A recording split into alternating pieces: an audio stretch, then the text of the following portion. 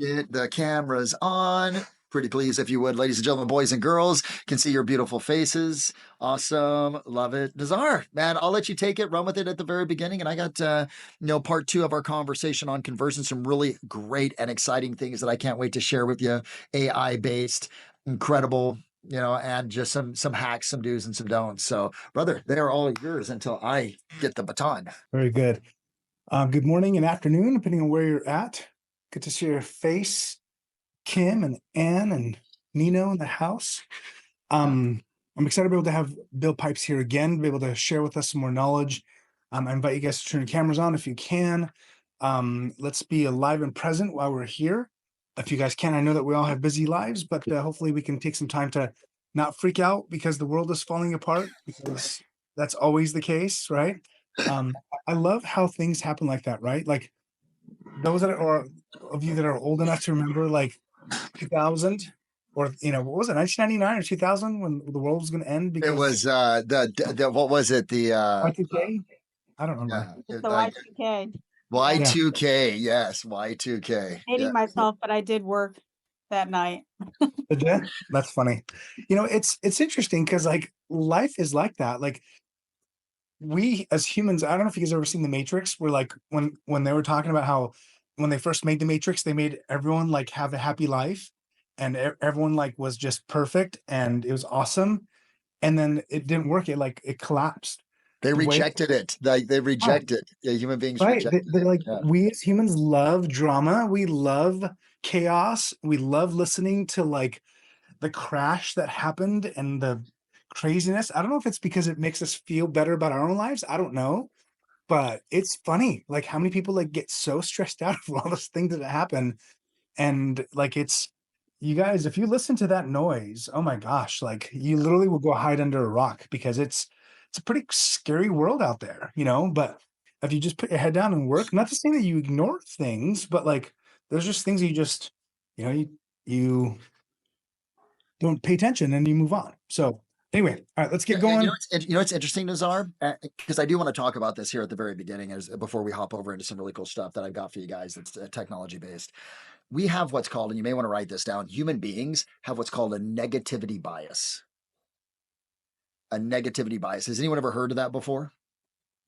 What a negativity bias is, Sandy, is we are more prone to be attracted to something that is negative versus positive. And the meaning that like to be aware of it, right? And why is that? Because like in our reptilian brain, we are conditioned to be cautious and afraid because the world when we were like back, like in tribal days could kill us. Does that make sense? Okay. And so we have a genetic predisposition to be able to actually gravitate or listen to or put more weight or to those things that are potential threats. That's why we gravitate towards it. They're scientifically, genetically proven, etc. So we actually have to buck against it as human beings. That's why being optimistic, positive, somewhat Pollyannish at times is so difficult, is because we're going against a genetic predisposition. Does that make total sense, guys? Yes or no? Okay. And so that's why we want to stay away. Sorry, my screen is doing some weird fun stuff today. So that's why we want to stay away from the news and the media, and minus the good news media outlets and everything else. I do want to talk a little bit about as you guys know, I am plugged in with a couple of really good insiders on Wall Street, financiers, owners of very large nationally based mortgage companies. And yesterday I had probably one of the most eye-opening conversations that I've actually had in a long time in terms, because if you look at what's happening right now, guys, in mortgage rates, because mortgage rates, and Logan Motoshami and I were talking about this, mortgage rates are the driver to the real estate market. Does that make sense, guys? Like it is 100% the driver to the real estate market right now. 71% of all buyers have said it's rates that are going to have an impact on them moving forward or pausing right now, right? And so when you look at what's happening with rates, and even though we got a little bit of a reprieve today down to 6.92, we were down at 6.6 last Wednesday. Okay. Nazar and I had a call last week. I'm like, dude, it's on. Let's go. My buddy Robert Palmer, who owns a mortgage company, he's notorious for shaving his beard when he thinks the rates are going to get good because he's going to go shoot a whole bunch of videos, right, and commercials and shit like that. He shaved his beard. Like everyone was like, buckle up and let's go. No one could have projected because normally, guys, when the securities market takes it on the chin, money moves to the bond market. Does that make sense? It goes from a more like the securities market that's a little bit more volatile to the bond market, which is lower yields, but more safety in terms of your money. We saw that rates drop down to 6.6. Does anyone know? And I got schooled on this yesterday, and I want you guys to understand this, not so that you can talk about it to your clients, but so that you understand. Does anyone know why rates went back up? What happened?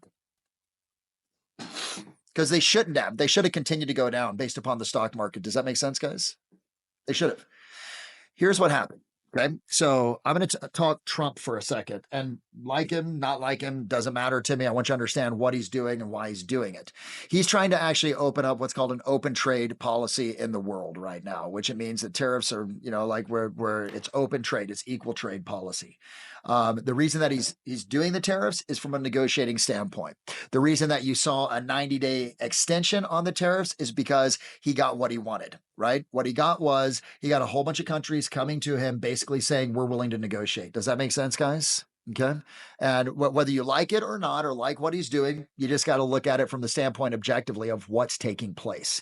Now, by the way, guys, this will impact your ability to close because it's going to give you some insight into what's going to happen in the future. And I'm going to share with you what two people have told me where rates are going, and it blew my mind. It's honestly the numbers you're going to go, really? And not really bad, really good. The reason right now that the bond market, which affects the mortgage rates, is doing what it's doing is because with these negotiations, and bear with me because I know this is economics and you may be thinking, Coach, why are you telling me this? Because I want to put your mind at ease. Does that make sense, guys? Yes or no? Because, if your mind is concerned or fearful or doubt, you will not close at the level. You won't have the tonality and you won't have the drive, to be able to actually move people forward because you won't think it's in their best interest. I'm going to tell you right now, people that are waiting, right? Sure, there's going to be some volatility. Number one, I want you to write this down. There will be volatility for the next 60 to 90 days. Expect it. Now, Nino, I'm not saying it's going to be a down market, and my sources are not telling me it's going to be a down market. It's going to be an up and down. Does that make sense, guys? Okay. So that means that there's a lot of uncertainty, and you have to be the one that brings that certainty in. What you're going to find is this, my friends. You have two different camps. Have you guys noticed there's the camp of buyer and sellers that have basically said it doesn't matter what's going on. We're still aggressively moving forward. They're not even talking about it. They're still actively and aggressively taking action. How many of you guys have some of those? Yes or no? Okay. How many of you guys have the other camp of people that are a little bit fearful, nervous, scared, and afraid? Yes. Where I was just on a coaching call earlier this week with someone that sells in Arizona. Guess what's going on? She has 3 listings with Canadians right now. The Canadian, her Canadian owners have gone, Vufangu, we're not staying here. We're moving. We're not going to do anything. It's sort of crazy. So there's all this uncertainty that's taking place. If the client has fear, so write down that word fear, if you would please. There's 2 ways to overcome it. Time and education. Time and education. Now, Renee, time will take care of itself. The problem is with the data that I'm going to give you, you're going to see that the longer somebody waits, the more problematic their situation will become, okay? The more competition that will come back into the market and the more they're going to end up paying, okay? Do you guys believe the second half of this year will be stronger than the first half of this year? Yes or no? 100%. Okay. And I'm going to actually give you some data. So number one, determine which camp that they're in. If they're fearful, I need to be a little bit more consultative in my approach with them. Does that make sense, guys? I need to really take the time to educate them. I'll say, Pristine, I'll call them these next couple of days and say, hey, Nazar, it's Bill over here with 5 Real Estate. How are you? Hey, listen, I'm giving you a call back like I said I would, and I promised I would, especially with everything that's going on in the market. Listen, I'm not calling today to set an appointment with you. I'm not calling to actually push you forward on buying a home. I'm not calling to take you out or have you write up an offer. I'm just calling to be able to actually consult you and answer any questions that you may have about the changes and how it impacts the real estate market right now. Now, what happens when I do that, guys? Why is that so powerful? Why is that so beneficial? Buyer will put their guard down. Thank you, Roro. You're 100% correct. That guard comes down, right? And how many of you guys have ever had a salesperson do that with you? I'm just sort of curious. Like a salesperson that has been like, dude, I'm not here to sell you. I'm here to answer questions. I'm here to put your mind at ease, right? You have an affinity that gets with them. Does that make sense, guys? Right? You're like, wow, they're actually looking out for my best interest. Okay. And so then I'll take them through and I'll just sort of give them an update in terms of what happened. Yes, the stock market has gone down, but we've reached a bottom at about 37, 38,000. We shouldn't go below that, according to Peter Navarro. Write his name down, Peter Navarro. If you don't know who he is, don't worry. He's an economist from Harvard and University of California to Irvine now. Very like, why do I want to quote him? I want to quote him because he's a higher source. Do you know who Peter Navarro is, Nazar? Nazar says, no, I don't. Peter Navarro actually works inside the government. He was a Harvard professor, now at the University of California at Irvine. He has orchestrated this entire tariff move. He has said we are at the bottom of the drop in the Dow Jones Industrial Average. That's good news. Now, notice something, guys. This is really important. Notice, I'm going to talk about the negative or what's so. Does that make sense? I'm not going to tiptoe around it. I want to be able to actually have that conversation. Does that make sense, guys? But I want to say, and the good news is, like, yes, the market's down 11%, but the good news is Peter Navarro says, do you know who he is? Blah, blah, blah, says we've reached the bottom. Number two, I'll talk to them about mortgage rates. Yes, hey, summer rates got down to 6.6. It was fantastic. But unfortunately, they've gone back up now or to 6.92. So why am I going to talk about the what's so? Why am I not just going to go to the positive of what's going to happen in the future, do you think?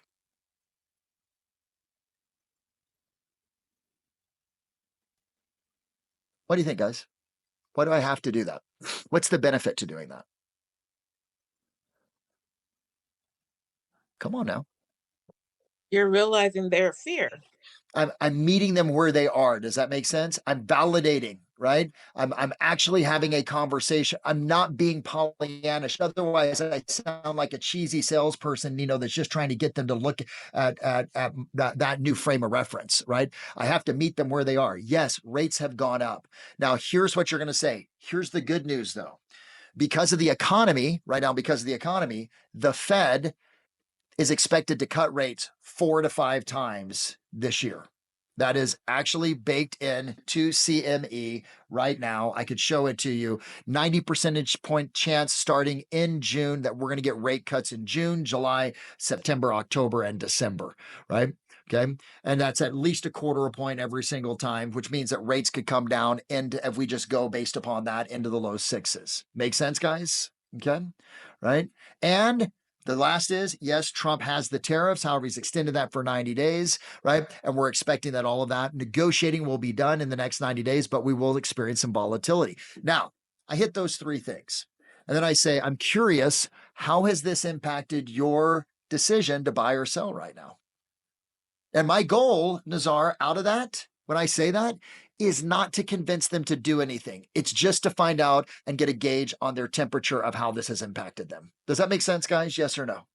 Okay. Right. And so Alicia, let's say Alicia says, gosh, Pipes, man, we just need to hold off. And by the way, this is a script that I will send over to Nazar and to Christina to get out to you guys. Would you guys like that? Yes or no? Okay. Right. So that you have the ability just to sort of like go through it. And my goal, like honest to goodness, I will start that call off by saying, I don't expect to actually set an appointment with you. I don't expect to have you come out and look at properties. I don't expect you to write up an offer. I'm here just to help and to answer questions. Is that okay today? Right now to the end, Alicia, and Alicia says, Pipes, man, we're just holding off to see what's going to take place. Like this makes us a little bit nervous. I totally understand that this makes you a little bit nervous. Why don't we do this? Right? Why don't I wait what's going to happen in the market because it is very volatile. Let's wait and see what happens in the market and how it impacts real estate and mortgages over the course of the next 5, 6, 7 days. And I'll give you a call just to update you then. Would that be okay? That's my follow-up. Every single time I'm going to take their temperature, gauge their temperature. Where are they? Where's their motivation, etc. Now, okay, any questions on that, my friends? Any questions or comments or concerns or hallucinations?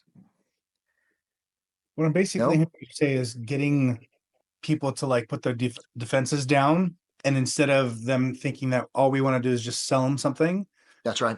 let them know that we're not trying to do something that's not in their best interest, but we also want to make them not fearful and just really look at what's available and then take action if they want to take an action. If they want to take it, yeah. And Nazar, it goes counter to how you guys are used to experiencing me. You know me, man. Like I'm like, close on their ass, get them to move forward, use this as leverage. But right now is not the time, because when someone has fear, now remember, guys, there's two camps. There's a group that this is not impacting them. You still have business as usual. You still push them. Does that make sense? You still get them moving forward, but you got to figure out, you know who they are. You know how they're acting. You can hear it in their language, right? You can see it in the way that it is that they're responding to you. But if they're in that second camp, I'm going to probably take the next 7 to 10 days and be very consultative with them. Because what happens, how many of you guys have ever been afraid in your life? I'm just sort of curious. Ever been afraid in your life? Raise your hand. What happens if someone pushes you when you're afraid to do something? You push back. You totally push back, right, guys? Okay. And you dig in, right? And you resent. And that's not what we want at all. Will there come a time where we flip back to what it is that I've taught you guys, right? Like historically, 100%. But right now, you got to wear two hats. Does that make sense, guys? You got to wear two hats until this volatility. So if you hadn't had a conversation in a while, Bill, how do you know which camp they're in? And if you go in with your dialogue first, they might drive you the other camp. Totally, John. I would go in with the dialogue I just gave you guys, or that you'll have, right? And say, I just want to figure out where you are right now with everything that's going on and how it's impacted your plans, right? So, and that's it. And so you'll know, you'll hear words like, we have some concern. We're a little bit, we're doubting of what, like, there's language that goes along with fear. Does that make sense? Like fear-based language. You know what I'll do, John? I'll do some research and I'll pull up and I'll work with ChatGPT to be able to actually give you guys those words and those triggers that you should be listening for. That's going to tell you that someone is in a fear state versus an optimistic or an aggressive state. Would you guys like that as well too? So that you can just have that and look at it and go, oh shit, man. But you guys are intelligent. You're going to hear it. You're going to hear it in their tone. You're going to hear it in their voice. You're going to hear it in the language that they use. So John, I would just go into it with that dialogue that I gave you guys. Okay. Right. To be able to actually, even though I haven't talked to him in a long time. So I'd say, hey, John, it's Pipes over here with Five Real Estate. I know we haven't spoken in a while, but with the recent changes that just took place, the volatility of the markets, it made me think about you. And I wanted to reach out to you. I'm not trying to get you to set an appointment with me or for us to go out and look at homes or for you to list your house. I'm just calling to be able to actually answer some questions and see where you are right now. And then I go into that dialogue. Does that make sense, brother?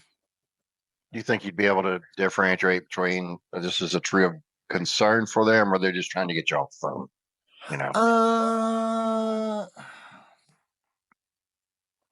I think if you listen carefully with the questions and you use the questions I give you, you'll be able to determine if it's a real concern for them or not. You know what I mean? So, and there's probably going to be a group that's just going to try and get you off the phone. But if they're trying to get me off the phone, they aren't that motivated. I know what camp they're in at that point. You know what I mean? Right. So, okay. All right. I think it's important to know, Bill, that there's two different camps or the reason that people have fear is there to protect you. Like if you get close to an edge of a cliff, your natural fear is like, don't do that because you're going to die. Totally. Right. And then there's also fear that prohibits you. Right. Like if you have fear and, like if you're a little kid and you're, let's say there's a fire going on around you and you're at this corner and there's a fire and your parents are like, here, come follow me. And they get stuck in fear and they don't move towards that voice, then they're going to burn. Yeah, right? For sure.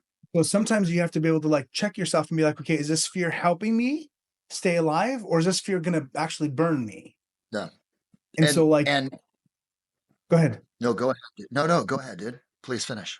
So in life, it works that way with just basic stuff.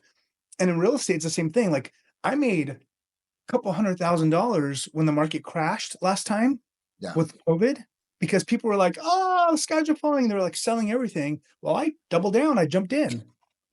And like, if you guys had done that, I mean, I did this time, but like when the stocks like plummeted, when all this went down, and if you had jumped in right then, you would have made some nice cash right now in just in a couple of days. It's still available. By the way, that's that Oh. game, that play is still available. Jump in, get Apple, grab some Bitcoin right now, man. like But Bitcoin hasn't dropped as much as I would like it to. yeah, yeah, right. But the point is, like in real estate as well, it works that same way, right? When you're talking to a potential customer, you're like, hey, has there ever been a time in your life where fear has stopped you from doing something that you wish you had done anyway? Yeah. Right? Because everyone experiences that. Everyone has experienced that. Yep. Right? Has there ever been a time like buying a home? I don't care who you are. I don't care what, age or life, situation you've been in. When you buy your first house, it is scary. It's scary. Yeah. Absolutely terrifying. Independent of what interest rate is, independent of what the price of the home is, buying a home for the very first time is a scary thing to do. Scary. And- it's stressful too. And, Oh. and now you got the economic stress that people are looking at because of the bullshit that the media is peddling and is on YouTube. Right. And Right. it's like stress, And, like, stress. So You guys, like that will either make it to where in 10 years, 20 years, right? If you think about you yourself, if you've owned property before, no one ever regrets buying a home. No. No one ever regrets buying a home. They only regret when they go to sell. I've never met anyone who said, "Oh, I shouldn't have never bought that property," because they regret it because they sold it. Yeah.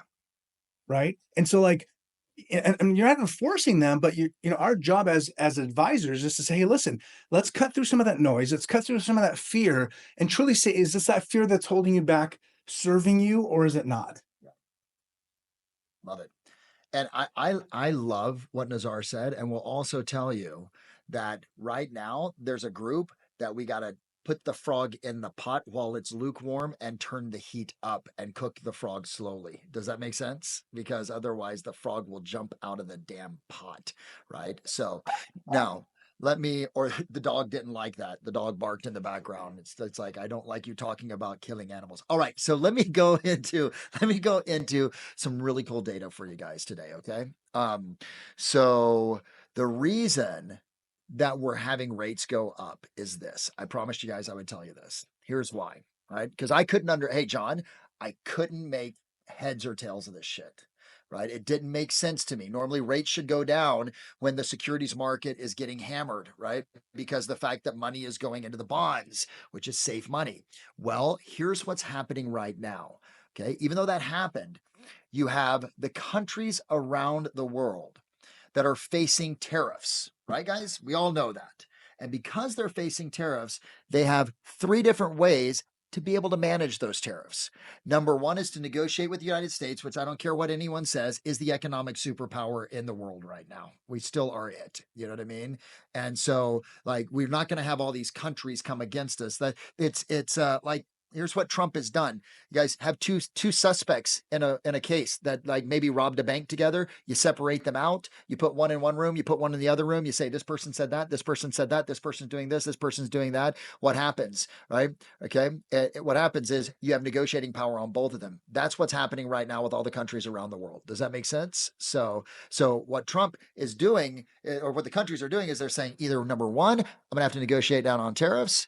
Number 2, I'm going to push back on the largest economic superpower in the world right now. What's the probability of that? Not that high. Or number 3, this is what's doing it. So pay attention, guys. This is something that was new to me, that was taught to me yesterday. What they're doing is they're hedging the tariffs by some of them planning on subsidizing the tariffs for their country with the companies, right, of that country. So let's say there's a percent tariff. Well, they can subsidize a portion, 10 or 50%, right, by government subsidy that the government's paid that company. Does that make total sense, guys? Yes or no? Okay. Where they say, hey, we're going to give you a 20% subsidy or a 15% subsidy. Well, they got to do that with US based dollars. And so what they do is, like, if I'm in India and I want to subsidize the tariff internally with my in my country with the manufacturing or whatever that's going on there, I have to do it with US based dollars. Does that make sense? And the way that you buy dollars is through treasury bills. And so their countries are coming in and driving the bond market right now, which is causing it to buck back and causing rates to go up. Does that make sense, guys? Yes or no? Okay. So that's the game that's taking place. Will that go away? Yes. So you look at 60 to 90 days from now, you got a couple of things that are going to happen. The negotiations are going to be done, right? Okay. This will all subside, right? Okay. The countries will not be buying the bonds, the treasury notes like they are right now. And you've got the Fed starting to cut rates in June. All of this happens in the next 60 to 90 days, which is June and July, when the Fed is going to start their rate cuts again, which is projected 95 to 96% chance. What's that going to do to the market, guys? It's going to ignite the market. Does that make sense?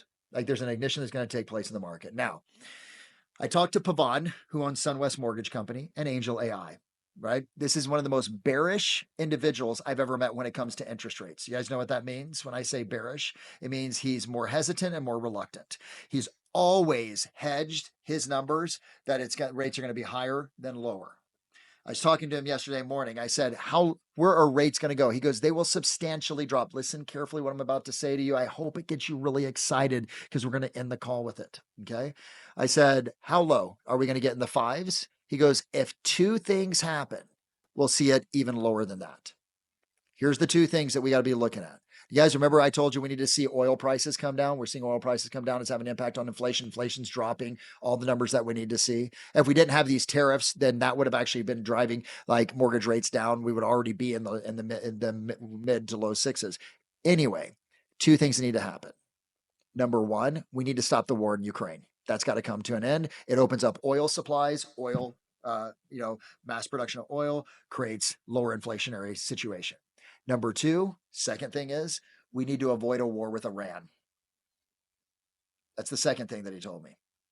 I backed this up with another person that I know on Wall Street, and they're like, yep, he's spot on. I said, if that happens, how low will rates go? Anyone want to take a stab? This is the most bearish person. 4s, even high 3s. Do not say that out to public. People are going to think that you're crazy.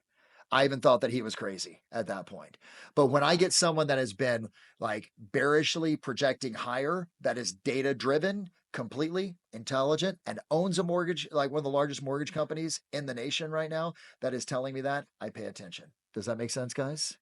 So what that means is right now, build the relationship so that as the volatility disappears and the market begins to return, you can come to them and say, we're going to see a massive uptick in activity.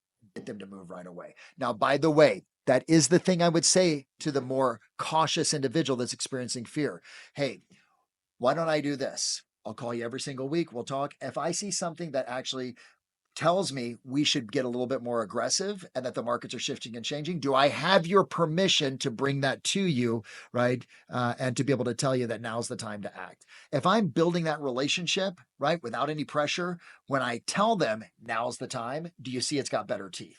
Does that make sense, guys? It's got better teeth because it's going to bypass any resistance. Nazar, anything that you want to say as we wind down here? I still have like next week, next call, I'm going straight AI on you guys. By the way, next week on our campfire, which all of you guys, the entire Five Real Estate is invited to, that campfire. Nazar, I'll make sure Jasmine has it. Send it out to the entire group.